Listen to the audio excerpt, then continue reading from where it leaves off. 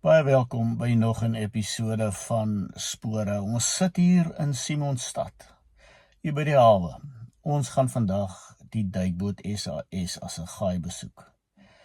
Hy is Desember verlede jaar, dis nou 2024, is hy amptelik oopgestel vir die publiek, sodat hulle 'n toer kan deurgaan. Dis so 50 minute lank.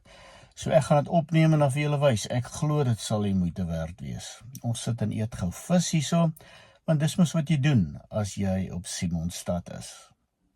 Net 'n paar interessante dingetjies wat ek ook raak gelees het, of gesien het ook hieronder by die restaurant hieronder is daar 'n groot foto teen die muur van 'n Great Dane hond. Nou die hond het 'n interessante geskiedenis. Hy was so 7 jaar in die vloot gewees, waar hy volle militêre voordele gehad het, soos enige bemanningslid. Hy het ook die hoed of cap, die seeman het hy dan ook ontvang van die HMAS Canberra. En dan na 7 jaar toe hy dood is, het hy dan ook volle militêre begrafnis gehad. Goed, kom ons kom gou terug na die SAS Assegaai, die duikboot. Voor 1994 was hy bekend as die SAS Johanna van der Merwe. Nou die ANC het dit goed gedink om in 1994 dit te verander na SAS Assegaai. Maar daar is 'n interessante geskiedenis aan, veral as jy gaan kyk wie was Johanna van der Merwe. Sy word beskou as 'n voortrekker heldin. Toe Piet Retief in 1838 met sy 70 man Dingaanse stad besoek het, is hulle oorval daar en vermoor. En toe het Dingaan opdrag gegee aan 10.000 van sy impies om ook die voortrekker laars te gaan aanval. En so het die impies toe dan ook 532 diensbodes aangeval, doodgemaak, 97 voortrekkers wat mans en vrouens insluit en 185 kinders. Johanna van der Merwe was een van hulle, maar sy het dit oorleef en was swaar gewond. Sy het gevlug en in 'n boom gaan wegkruip. Die Zulu's impies het haar gekry omdat haar bloed gedrup het uit die boom uit en hulle het later van onderaf ook met assegaaie begin steek. Maar wonderbaarlik het sy dit ook oorleef en later is sy toe onder die lyke van ander voortrekkers gevind deur voortrekkers. Sy het op 'n 63-jarige ouderdom is sy dan toe ook oorlede, maar sy was mank na die voorval. En so is haar naam dan ook vereer deur die duikboot na haar te vernoem.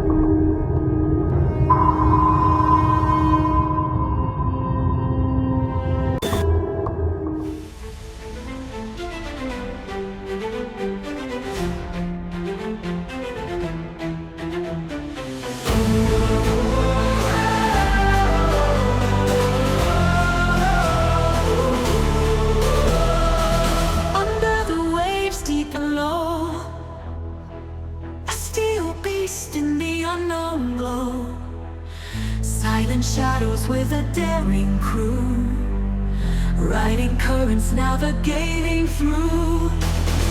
In the dark sea where the secrets lie, SAS Assegaai makes the boldest try, whispering tales of courage and might, guardians of the deep in the night. Oh, Assegaai, light unseen, a force in the water where legends convene.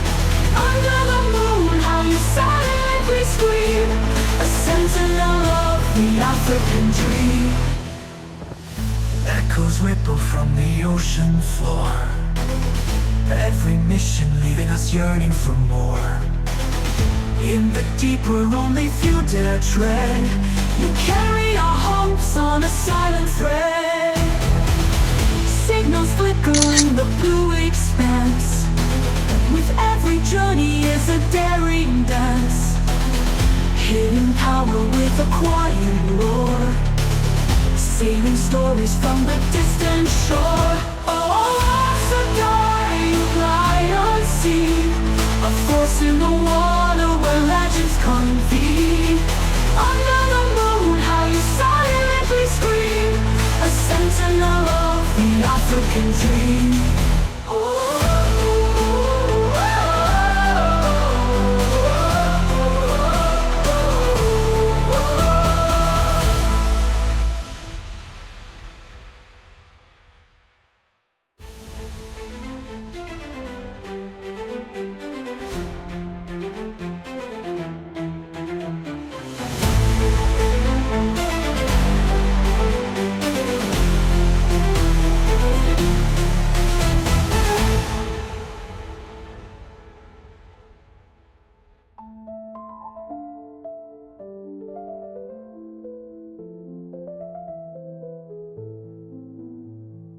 Echoes ripple from the ocean floor. Every mission leaving us yearning for more. In the deep where only few dare tread, you carry our hopes on a silent thread.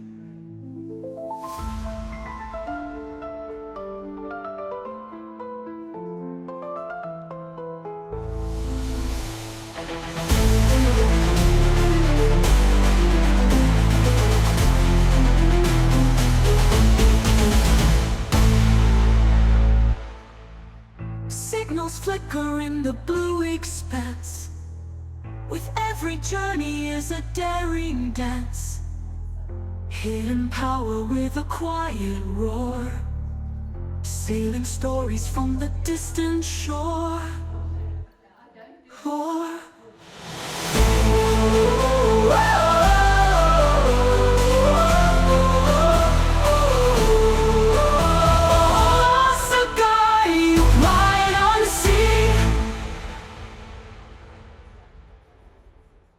force in the water where legends convene.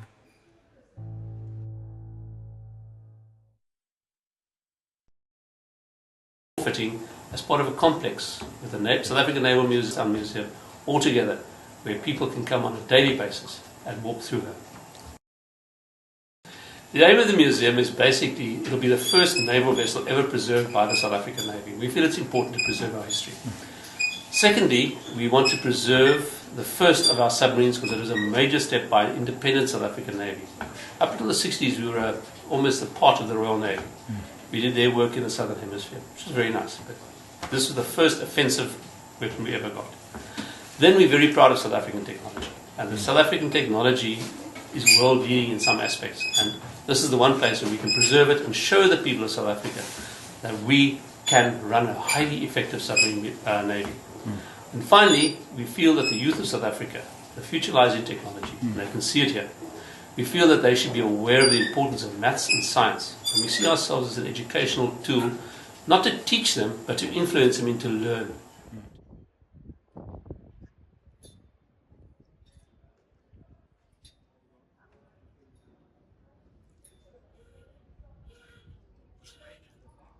Last year, I rusted wreck.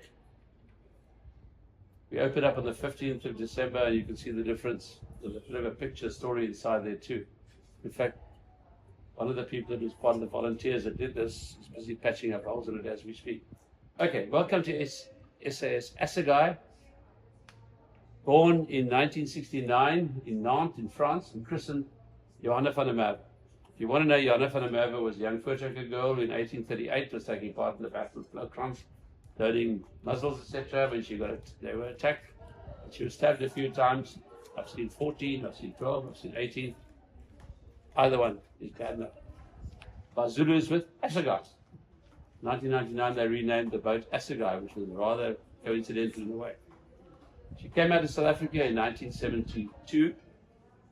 I was lucky enough, I volunteered for submarines and I was serving in a ship that escorted her, so I did my first dive to 300 meters in her. What's special about it is you get a glass of champagne at 300 meters. In case you think that's a privilege, It's actually salt water tapped in at 300 meters. Tastes the same as it tapped in at 1 meter. Okay. Oh, no special privilege. We just look at the glasses on board. Okay. She served in the Navy until 2003. In 2003, I was lucky enough to be in charge of the ships and submarines of the Navy. If you just make, I was lucky enough to be in charge, so I gave instructions that I was going on their last trip, so I bridged her career in a way. Pressed her on board, and they asked me what's going to happen to her, and I said, we're planning to make her into a museum. It appeared in the press, and 2 days later, the Chief of the Navy phoned me to say, who's wee paleface? His words. I got a team. He said, well, put it in. It's taken us 21 years to actually get to this final position. Okay. I'm going to teach you, not teach, see, I did it both times. I'm going to tell you about a bit of her history, a bit about her achievements, but I'm going to concentrate mainly on showing the life of a submariner. I think it's a very interesting story. I did not become a submariner. You'll see why. I'll be vindicated. Okay, I had ear problems as well, but also I could not stand the boredom. It's not my kind of life. But I stayed long enough to learn enough about her. Okay. She is a deep diving submarine. She goes down to 300 meters. She's 58 meters long, 10 meters high, 6.8 meters beam. But the actual submarine is the pressure hull in between. The rest is all external. The pressure hull is made out of high elastic, low welding steel. When I say elastic, you can't take it like this. But if you compress it, it doesn't crack. So I'm going to take you out to C-150 because you're all young enough. Yep.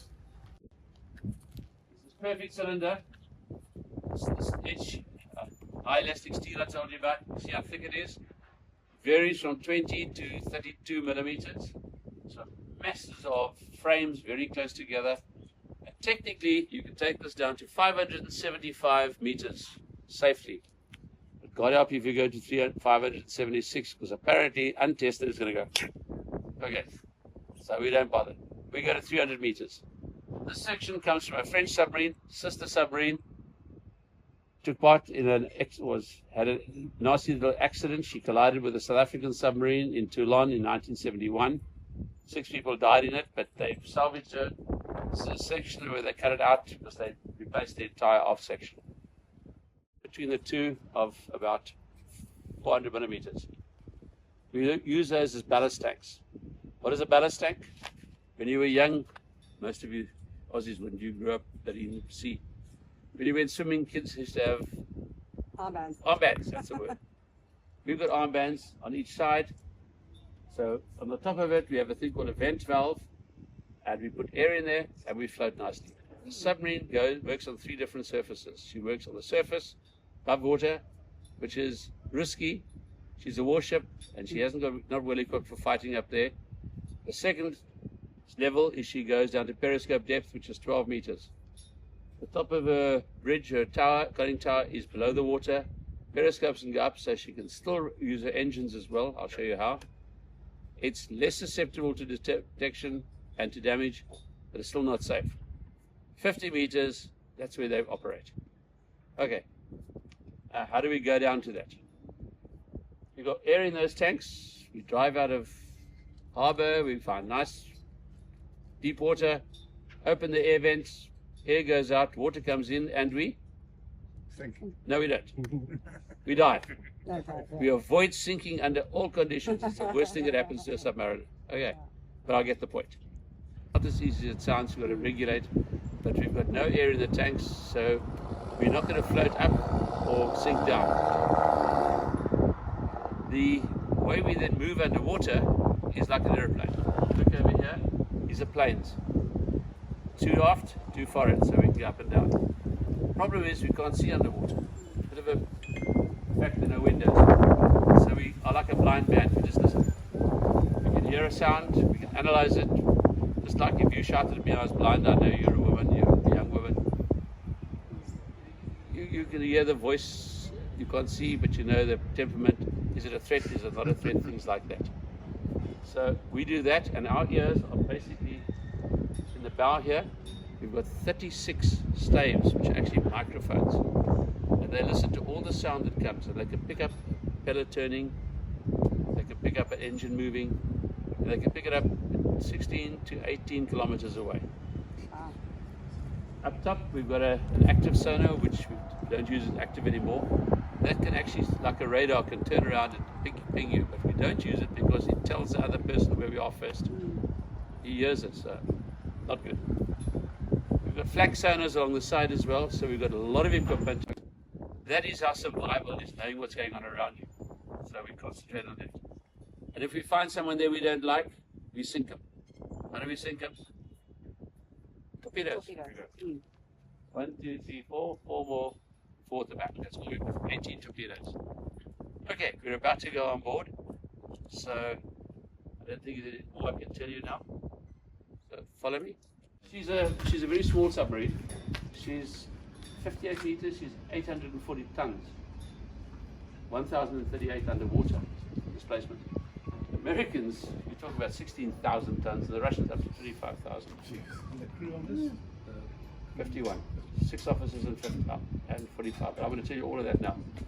Okay. You've just been selected as the Agteros. You're the last person to go in, so you got to clip us here, and when you get on board, I know we can start.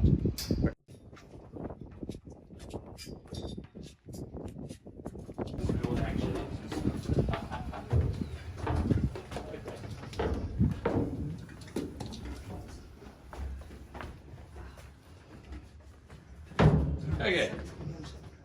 Thanks. Grab seats, guys. There's space here. Okay. First of all, and don't move, I was going to tell you that you thought this is a door. It's not a door. It's your imagination. What you actually have here, used to, are 4 bunks. Over here, 2 more bunks that folded out. So you couldn't walk through this passage because underneath this bunk here was all our tins of tinned fruit, juices, things like that, carnation milk, etc. Up there was all the potatoes and things. Okay, now that I put you into set the scene. We're in a mess, but behind me is the other end of where I showed you the torpedo tubes. So these are about 7 meters long. In each of these 8, the 8 here I told you, over there is the torpedo entrance. That's where we put them in. You'll see the 8 there. You'll see they've all got little things over there. That one says water, that one says L3. That just tells you what should be in them, what were in them at one stage. There's a yellow one up there, that's an exercise torpedo, that is a live torpedo. Okay, water, you'll see why we put water in them. You've got to keep the weight, you've got to can't change the weight distribution, so water is filled in there, fresh water, which at sea we can use out quietly and fill with seawater. Each one has got, sorry, I'll do this first. Each of these, you'll see sticking out, has to be removed before you can load them, by the way. Those are hydraulic rams. They're quite heavy. They've got 4 pistons, like a, what do you call it, antenna. And when you launch the torpedo, first of all, you've got to open the front doors.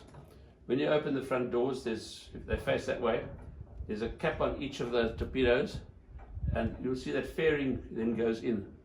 That's just there for that thing I showed you outside. And then you fire the torpedo.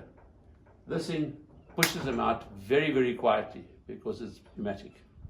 In the old days, you used to have charges to gas, to boom, force them out, all sorts of things. These are quiet.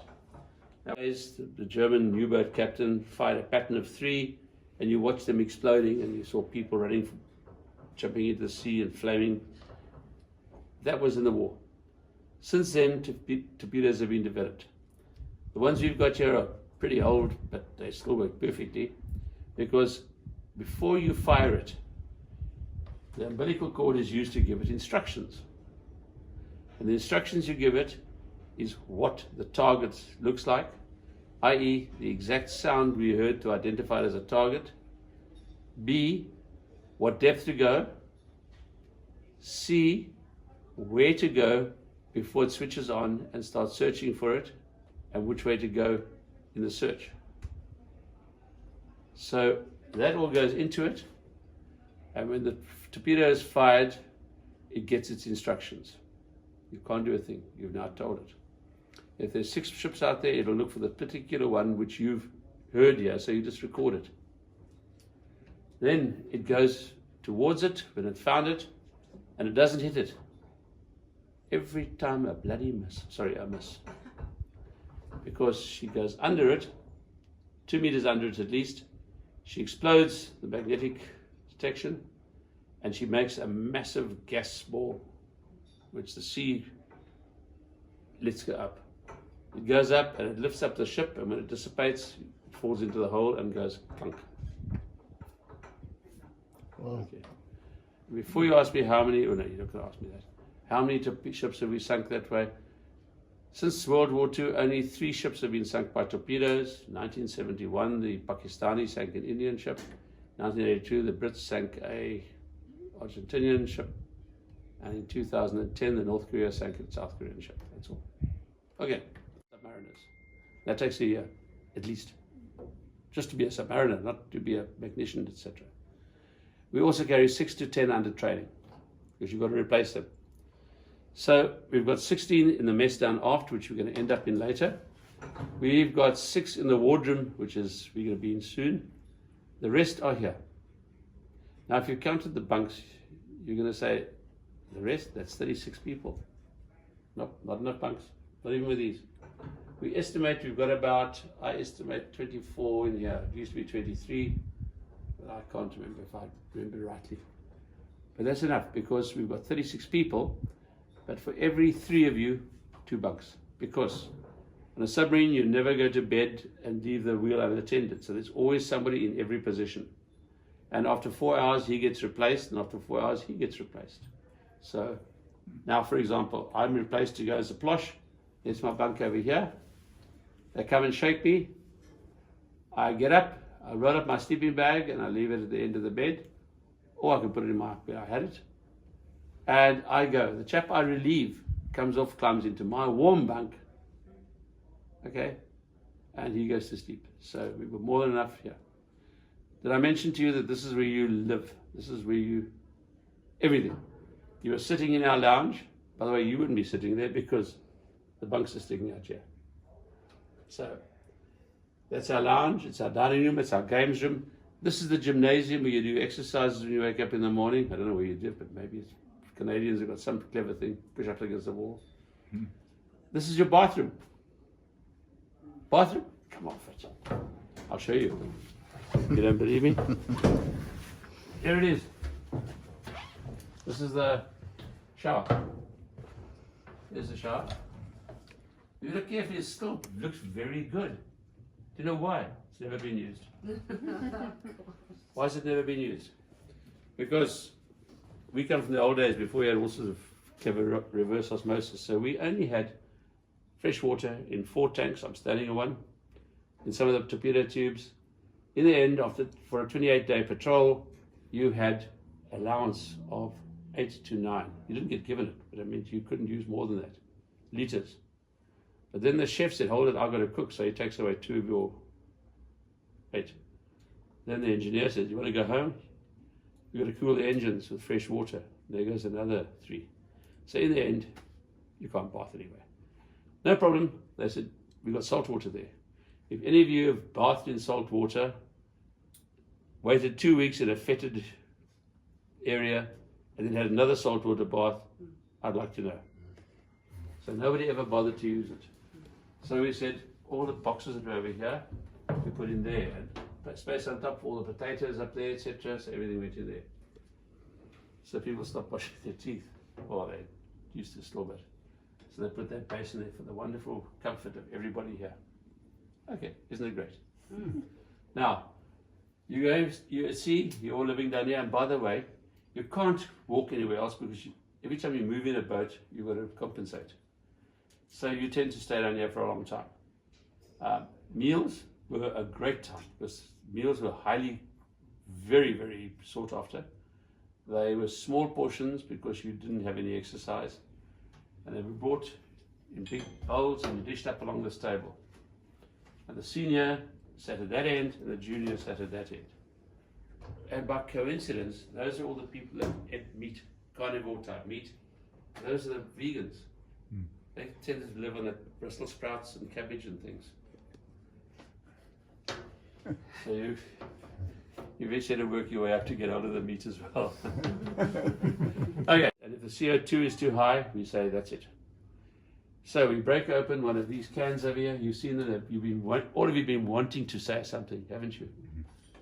They all contain the same thing. It's IR8. There's a mix of lime and caustic soda. And what we do is we empty it into a scrubber. You'll see the scrubber over there, the thing with the lid open. There are two on the ship, the boat. We pour it in and we suck the air through. And that absorbs all the CO2. Okay, now comes a bigger problem. Well, what happens when the oxygen drops from 21% to 18%? Because the next step we're going to discover is at 16 and we're going to be obviously. We have to make oxygen. How do we make oxygen? Any Catholics here? Hey? Can you pull it out of the water? No. We burn a candle. I saw that. You didn't believe me? I'll show you the candle. There it is. There's one. There. Now, very rightly so, because most people would say to you, but how can you use oxygen? Because you need to burn something. You need oxygen, heat, and material. How can you make oxygen if you use oxygen? Doesn't make sense. Ah, gotcha. Oxygen candle over there, stainless steel. It's a mixture of sodium chlorate, barium peroxide, and iron powder. Mixture. When you ignite it, it gets ignited in a special burner, and I'll show them to you. And it's ignited with electrical charge, and it ignites the iron powder, which burns at 600 degrees centigrade. Wouldn't. And what it does, it breaks down the chlorate with the oxide to pure oxygen. 2 to 3 cubic meters. Have any of you ever come across this application before? No. Have any of you not flown before? Okay, so you all have. Ladies and gentlemen, in the event of a sudden cabin depression, oxygen masks will fall in front of you, pull them towards you, and put them over. When you pull them towards you, you're activating a small oxygen candle. And people say, but surely they have no. If you know anything about the aviation industry, oxygen bottles, open oxygen bottles, because you'd have to be open, are a no-no in plastic things. In the event of an accident, it's going to burn everything out to a frazzle. Yeah. She landed divers, which sank 2 ships in Luanda Harbor. She took part in one which 2 Russians and a Cuban ship were sunk in Namibia. And she landed a chap called Wynand de Toy in Cabinda with 8 others. He got shot 3 times and captured. 2 of them got shot dead. The rest came back to the submarine, were evicted. Taken back. Now, why am I telling you this? Not interested in that. I'm telling you that because they had to live on the submarine too. Now we've got 36 people down here. Where the hell did they put them? I'll show you. So if you could just step from there. Sorry? No problem. There they are. There's 2 bunks. There's 2 bunks. Another 2 there. That's accommodation for 12 people because they didn't have to have 2 bunks for 3. They had 2 bunks for 4 because they had nothing to do. They never went and watched. Over here they put their motors for the rubber boats. And in case you ask, those there go on the bridge. Okay. Right. Now when you went to sea, by the way, what you took with you was a little box, and there's a bag, your kit for 28 days. Sorry, wrong bag. That. Because it had to go into this bench over here, and in these benches, or into little tiny cupboards there, which not all have. Made for you people, you wash your face in a basin. Type of thing. That's what it's for, washing. Where's the toilet? Hey? The toilet, where's the toilet? You have to go ashore. I'll show you. Okay. Okay. Yes. Sorry? You can tell me what you're going to answer my question. 10 days ago, I took the Australian High Commissioner and their attaché, and I said, and she's Navy. Natasha from Addis Ababa, Australia. And I said, this is a gash fanny. And they both looked all embarrassed and giggled. Now, it's an English naval term. It comes from the name Sweet Fanny Adams. And so we used to use tins of beef, which they called Sweet Fanny Adams. It's a gash fanny. I mean, and the Australian Navy didn't know that. This is a gash fanny. This is the bag that goes in it. Very thick plastic, and it gets a weight in it as well. Hold that thought. I'm going to tell you all about it just now. One thing normally, you've got to come down that hatch. Okay, this is where we start with the dangerous things. Please follow me, because we're losing a bit of time, I'm afraid.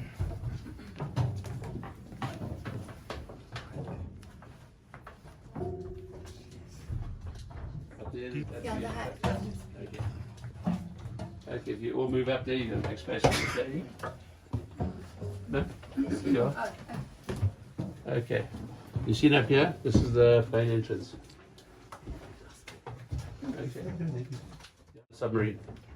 Captain. No, it's a chef. However, now we know there's a captain on board. That's his cabin. That's all he gets. He's sitting, actually you're hardly in it. You're going to sit back. Now you're in it because that curtain closes, that's the basins we can normally use as well. So that's his privacy. 3 more are in here. Now, would you like to climb into that top bunk there? No. I thought you'd say that. Sure. How do you even do that? 2 more are here. This is the watchkeepers. This one folds up. 1 bunk, 2 bunks over here. Yeah, you better have a look. You're not going to believe it. Like it's leather. Yeah. Okay. Got to be an acrobat and sport. Okay, now this is the table where we all sat and ate, so you couldn't sleep here during the day. You had to find another place to go. So we couldn't go to the Navy. Eh? So we couldn't go to the Navy. We too big. No. Now you wonder why they didn't take it to the Navy. If you want to stick your head in there, you can. Okay. Right. Now. Okay. Now, this table served another purpose as well. Okay, you're going to have to move, I'm afraid. Operating table. Captain Rupert Nell and Corporal Hope both had, one had 2 bullets removed, the other one had bullets and RPG-7 shrapnel removed from him on this table. Now, I've got some South Africans here, so I'll be able to show you something. Out of interest sake, this is a different operation. This is from a strike craft. But that man was dead 6 hours after the photograph was taken. He was critically injured. He was, in fact, the grievous was his description, and critically. And he was in my vessel, and his doctor was Wouter Person. Whoa. He's one of the top cardiac specialists in South Africa today, and a much maligned man, but a bloody good doctor. Yeah. We had trauma doctors, and he was the senior trauma doctor, and he came to me. This book is, we actually sell them here. We only got Afrikaans versions left. As jy Afrikaans spreek dis, en hulle vertel al die stories. Paul? Hmm? We'll take it. Right? I'll do the Afrikaans. No, seriously, I've got one there. What's that? For tequila. A coffee cup. Same thing. This one was inside here, and this one was outside at 300 meters. Wow. That's what happens at 300 meters. That's why we don't have passengers on the upper deck or things. Okay. Whoa. They shrink. Over here for the wardroom. It's not connected at the moment because we're changing power supplies. But only the control room doesn't have red lights. The reason there is, which means anybody's going to go up on the bridge, can't go anywhere near that door because you can't see the warning lights, etc. In red light, you don't notice it. Okay, you just switch that one on there. Oh, cool. Yeah, that way. Okay. Now, you know what an EV is?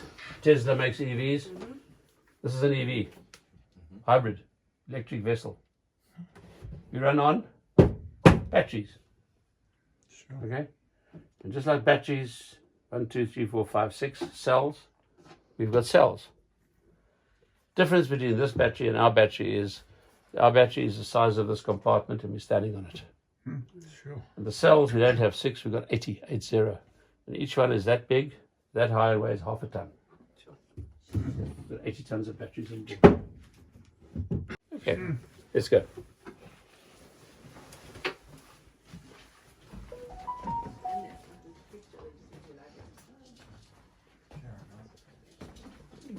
Let the woman sit. Yeah. Grab a seat there. I'd rather you sat there. Okay. Oh, there's you. Yeah. So one of the you want to sit up there? No, thank you. Right. You want to sit up there? Right? Ooh, close. This is awesome. Okay. That is the captain's attack periscope. That's where the captain is. We're now in the ops room. This is where we fight the submarine from. This is also a battery compartment. Every hour you've got to check the density of the batteries. Before you open that, you check very carefully for hydrogen. Hydrogen is highly flammable. Hydrogen comes up with all this electrical stuff here. It's going to be the demise of the submarine. We also have another precaution. If you try and lift that, would you like to do the honors? Just lift it up slightly. And you smell hydrogen, just let go. Okay. Lift it up a little bit and let go. Bang. Lift it up so much. Okay, drop it. It's weighted so that even if it was full of gas, the gas pressure could not lift it. Okay. These are the small things I think of. This is all third generation, all designed and made in South Africa during the, what do you call the embargo on weapons. It is so good that we preferred it to the system that came out of our German submarines. What is more important is some of the systems, the periscopes. When we specified that, Zeiss came and said we can't meet those specs. We said, come and see ours. Came out here, this boat, sat and said, holy moly. They went up to the company that made them and they bought out 49%. The one that turns, there's for the torpedoes. That's how we set the torpedoes over here, up top there. Okay, these two screens can be used for almost anything, but we use them for the plot. The plot says everything that's detected here goes together and it says, okay, that ship is over there, there's a submarine over here. So it's God's eye view of what's happening. Okay. Then we've got sonars and other things around. Captain up there is at the attack periscope. The attack periscope is the size of my hand. There it is over there. You can see it there now quite easily because this was a K6 where we show the ships all our masts. So it's also got smoke there. We've just launched a smoke grenade. And normally that will stick out, you won't see it in the sea. Okay. That is the other periscope behind the EW. That is very sophisticated. That's what I was telling you about. It's got radar, it's got video, you can show it on the screens here as well. And that there is the snort mast. Okay. The rest of the place, underwater telephones, echo sounders. This is the first digital chart plotter at sea. It was quite revolutionary. We could because the rest of the world was developing it to standards that were set, whereas South Africa wasn't included, so we just used our own standards and got it going. Worked like a charm. Okay. Sometimes embargoes things work against or don't work to your advantage.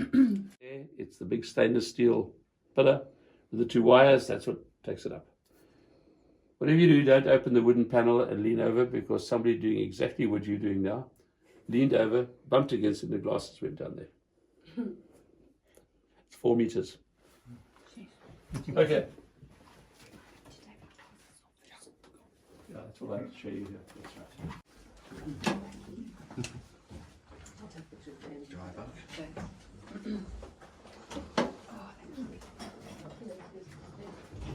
Okay. Now you're going to have to see. No, there. That lovely chair there. Yes. Comfortable chair. Thank you. If you would have Philip just stand over there. You can sit in one of these. Okay. Okay. Oh, this steers the ship. Hmm? Steers the ship. Dive. The steers. Nope. Oh. Nope. Look at all my gears.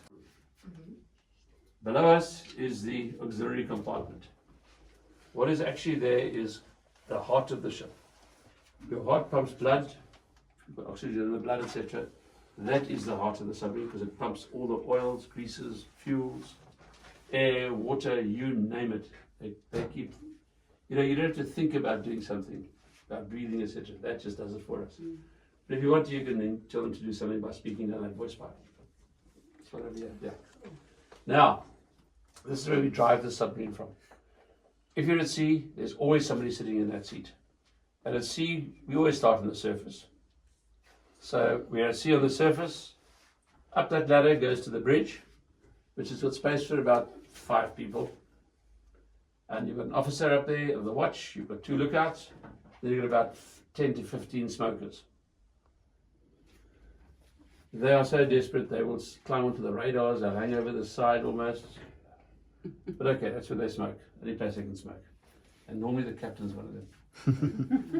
Some of the worst smokers I've come across. In fact, one died as a result of it. Down here, you are steering the submarine. Very junior positions, so don't get too excited. You just listen to orders coming down from there. That's linked to up there. It's a voice pipe, just like this voice pipe over here. And he'll tell you motors ahead 3, and you turn those dials, and the people down there will do what you tell them. You steer left and right with that rudder in front of you, that hand wheel. That one, there, you got it. Okay. These 2 posts, there'll be no one here because we're on the surface. These are the planes. That's the forward planes, which does depth. This is the aft plane.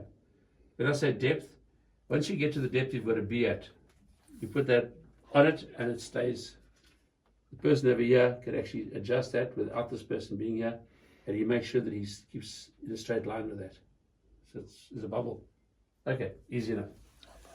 The next person down here, other than yourself, is me. In this case, I'm acting as the control room supervisor. He is, as you can hear, Mr. Know-it-all. In actual fact, the person that fills that post really is the Mr. Know-it-all. He does. In fact, the trust in him is so great. I'll give you an example. The captain of this boat was a chap called Hanne Twitterberg. By the way, he's 6'4". He was one of the 4 of us that preserved the submarine. And he had a chap called Jock. But he was a Geordie, a Glaswegian, and nobody could understand him. Not even his brother. Ronnie was his name. He even named his cat after his soccer team. And you could never understand him. He sucked on his words. We had him as a guide on the submarine. And I had one group that came to us. I said, "You've been here before?" He says, "Yes, this is my 3rd visit." I said, "Why?" He says, "I keep getting that other chap I can't understand." I took him. Anyway, the one day, this chap went up to the captain, or Ronnie, and said to him, "Irish deur." He said, "Approved," because whatever he did, he trusted him. On the Monday, he said, "Where's Ronnie?" He says, "He's on leave, sir." "What do you mean on leave? Who gave him leave?" "You did, sir." And, okay, put your fingers in your ears, please. Okay.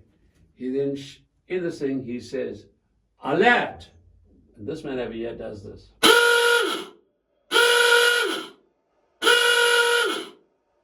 that is the signal that goes through the boat. I can promise you, we've taken off the two of them.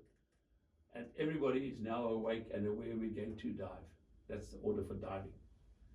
Here, the first thing you do is you jump up and you close that white, okay? Because if you don't, the moment you dive, you're going to get a face full of cold Atlantic with that pipe. That seals it off. This chap over here stands by now, he's ready. The guy up there comes running down the stairs, and when he closes that hatch above here, he orders 50 meters, or 12 meters. And that's when they start diving. They turn their things to pivot us. This chap opens number 3, and we start going down. But before that all happens, the moment you heard this, the engines went silent. Why? Because the engines were running on the surface. Because you want to keep charging the battery, keep charging the battery, keep charging the battery. The moment that goes, they switch the engines off. Very good reason, because if we don't turn it off and we start diving, once we no longer get the air supply coming from down there, it's going to take all the air in the boat. And after it's taken all the air in the boat, those engines are going to suck it all out of your body. And you know what sort of consequences you have from that? Chinese Navy will tell you they found 71 people dead in a submarine. Sucks out all your air. Die. Okay. We're now at 50 meters, we check for leaks, and we play around. We do outdoor games, whatever we do. Could be just cruising underwater during the day. You keep below the surface. If anything goes wrong, you're going to take your arm off there. Little red handle. If we have a major catastrophe, you pull that handle and it drops 8.5 tons of lead to the ocean bottom. Yeah. Yeah. We go up. It's emergency lead. And don't ask me if we can pick it up again. No, we can't. Okay, it's going to disappear in the sludge below. One other thing I can tell you now, that's another one of those gash fannies. The thick plastic. If it's full, we take it down this alleyway here. You'll see there's a round circle. They open it for us. We drop it in there. It's got a lead weight. It's got a weight on the bottom. They seal it, punch a few holes in it, and then drop it into an ejector, which ejects it to the bottom of the sea. Use the fins, the planes.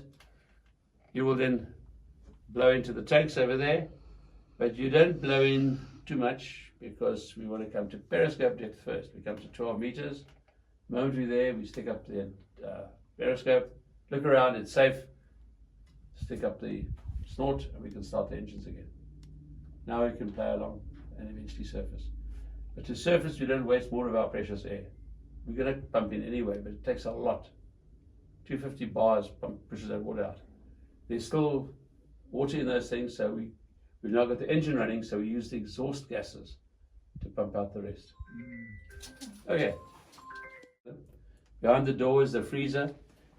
Next is that stand with the coffee cup holder on top. That's the use the S. The thing you suck the air through to purify it. No, it's slightly filter, but it is just something of the S. I said it just now, but I forgot that. Okay, but right next to it is an oxygen candle in this burner. You can see how that looks. Okay. What was that thing for? Okay, I'm glad you didn't pull that. Yeah. If that guy didn't come down and it was an emergency to dive, we'd pull this, that would click this, and the poor guy that didn't come down there would be stuck up there. Because the seal's here, not a... They'd drop the hatch in front of you. Okay. In fact, somebody has pulled it and it flipped and fell down. Okay. It gave the guy the biggest fright. Okay. Gentlemen now being practical. Oh, I'm a gentleman too, I like to believe. Okay. The kitchen, until somebody wrote a comment in our comment book that I'm a, what's it, sexist. So if you want to, you can go into our kitchen. Oh no. Right? No. Then you can go into this one then. No, thank you. No, hold it, you've got to make a choice. Oh, I'm teasing you. woman in the kitchen. I'm teasing you. Oh. So you can come and stand next to me. Over here. Okay, just you have to go in there. No, that's fine. Just one. Don't you want to see the kitchen? Yeah. You can go in there. Okay. Don't you want to? You can. I'm not scared. Nothing works there, you have to cook anything. And the most important thing is if you're in the kitchen, look what you got opposite you. Yeah. Who asked about the toilets? Me. Oh yeah, we found them. Yes, thank you. Okay. Okay folks, we're now moving into the machinery compartment. Now this is whole over here, that's where you take the garbage down. Gash fannies. Okay. Jy kan hier bly of hier aan die kant staan. Okay. Daai kant is 'n bietjie hoër as hierdie kant.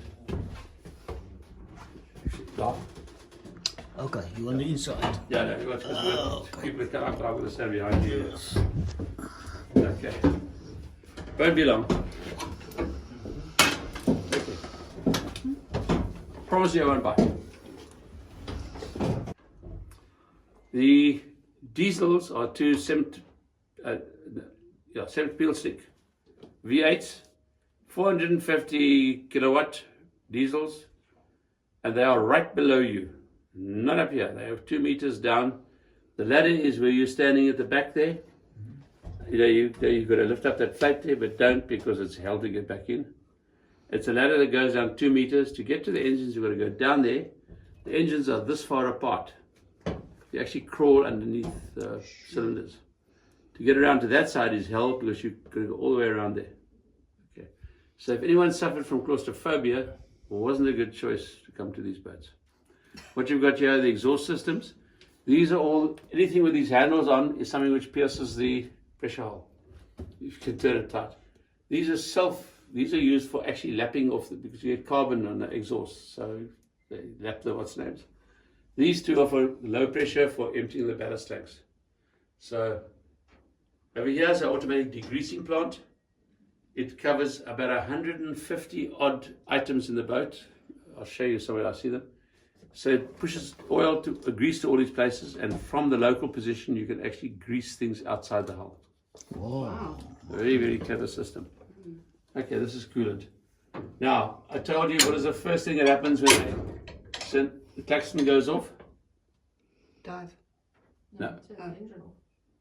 What? Turn the engine off. Yeah, well done. There's a future submariner there. Okay, the first thing we do is exactly that. We shut down the engines. Trouble is, can you imagine the racket down here with these two thundering things and no doors for the sound to escape? In fact, you've got to wear those ear defenders. And guess what? They can't hear the klaxon. Now, all this effort they can't, but everyone else does. What they do is, they have this, there it is, right above me, green light. That flashes, and he quickly pushes 2 buttons over here and switches off. So it's achieved by lights. And by the way, the red lights I've explained to you, in the past we kept getting people, when we got here, to say, I see you had TV cameras. Everyone remembers TV cameras being red things, so it's not. Okay, moving aft to, I'm not going to mess with it now. But they're very difficult too, because you've got to turn them against the spring. It's not just like little clicks you used to have at home. Okay, this is where it's just the support systems. But yeah, we now come to another interesting place. You can come up as close as you can to that. This gate.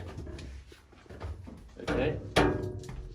It's here for a reason. Where I'm standing is where, and just below the gate, you've got the 2 electric motors that propel the submarine. They are 800 horsepower, so they're quite powerful. Where I am is where you drive them from. They don't have gearboxes or anything, it's just the more juice you give them, the faster they go. If you go the other way, they go backwards. So I'm the man here with these 2 hand wheels, and I control the movement of the ship. They tell me starboard, ahead starboard, astern port, I do what they want to. Everything's from here. But if you're underwater and you suddenly start plunging, you're going to plunge at 40 degrees. At 40 degrees, none of you are going to be standing there. Some of you can hold on to these grips over there, but you can't hold for long, and you can't use your hands. The only way to save the submarine was to go full astern on the engines to pull out of this plunge. If I'm on top of that heap, no one's going to stop it. But this thing is actually a footplate. So I swing, put my feet in it, and I've got 2 hands to go astern. So what looks like a gate, no reason, is actually a safety measure.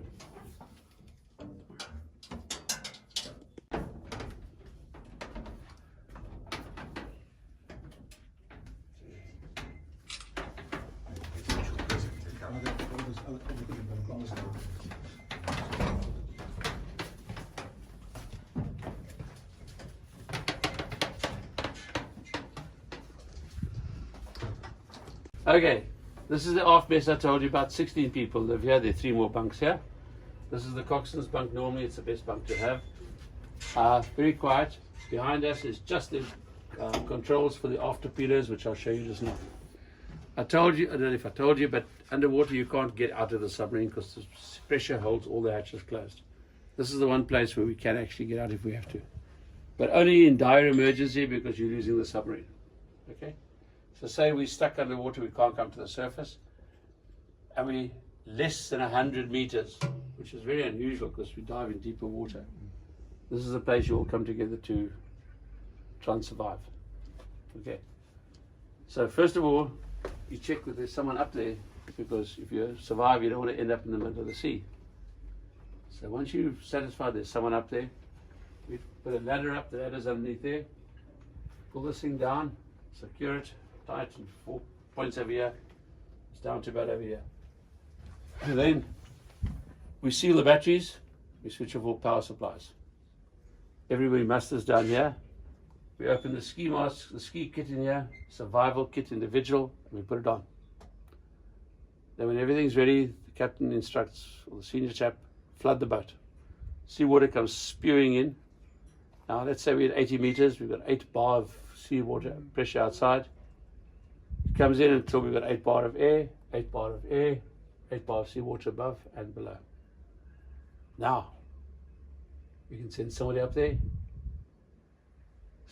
jumps the spring, hatch goes open, bubble goes up, he goes with it. Now the rest of you head underwater and you swim to the surface.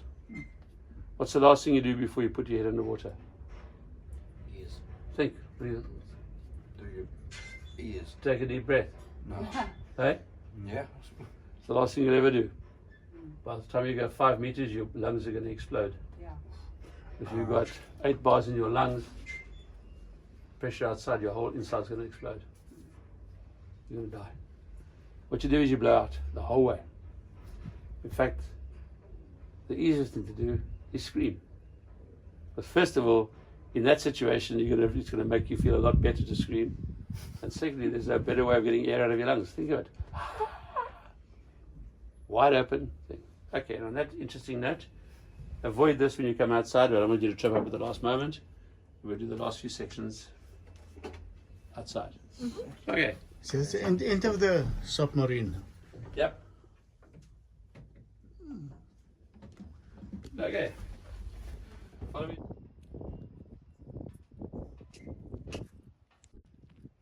Two, one on each side over here, slightly angled out, and 2 directly aft over there. In spite of the fact that they're firing aft, you can think the ship in front. You just give the instructions to turn. Then it's forced. Okay. The aft planes, you see where they are? They're right behind the propeller, which gives them tremendous thrust. So it works very, very well. As for the doors there, you can see they're cutting the hull. There they are. Section. If you can take, you can use anybody here, you can take and put them in the boot of your car, you're going to have one. Put on your back. Huh? Put on your back. Well, thanks, I think it's great. Okay, one more thing. Quickly show you the weights. 5 tons, 3.5 tons. The system's quite simple. You put it up over here, it pulls out 2 pins. Pins fall out, that thing slides out, drops to the sea.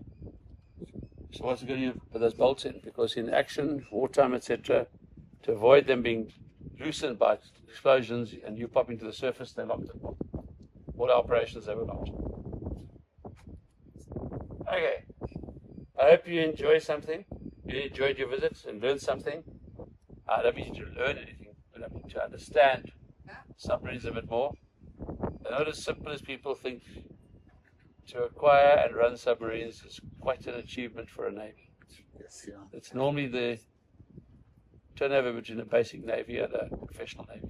So the newer submarines we have, are they much bigger than this? A little bit bigger, very small. But similar They're about 4 or 5 meters.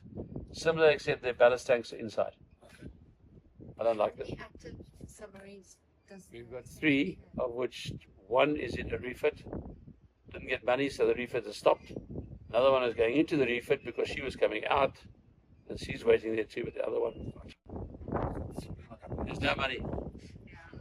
The Navy gets 17% of its budget. Okay. When you do anything wrong, you hit the bang, stop the pressure, take it out. You go down to 100 meters. In actual fact, that was to test your ability for the decompression, because when you when you put up the snort mast and there's a wave that covers the snort, it seals it. And you can actually see the curtains in the wardroom, for example, with the big giveaway. Ching! Up like this. It was sucking the air out of the submarine. If it stayed too long, let's shut the engines down. But in fact, this test at 100 meters, somebody asked if anyone's ever done it. 2 of our people did. When I was in London, I organized for them. They went to a British training base where they did it in a bell. And they got out at 100 meters. But you wouldn't have done it here, because right off your submarine. Okay, folks. Those of you who haven't seen how we got it here inside, there's also pamphlets which tell you about the submarine which you can take. And other gifts as well. Contribute towards preserving. Volgende keer wys ons vir julle meer oor Simonstad. En as jy van die video gehou het, gee vir ons 'n duimpie. En as jy nog nie gesubscribe is nie, druk daai knoppie. Tot volgende keer. Groetnis. Signals flicker in the blue expanse. Every journey is a daring dance. Hidden power. Maar môre, sê gou hoeveel vis verkoop julle hierso? Hoe kom die skepe in en hoeveel vis kry julle op 'n dag? Weather permitting, the boats go out, Ja. and then when they come in, we got like 3 tables that supply. We give the fish. Silently scream, a sentinel of the African.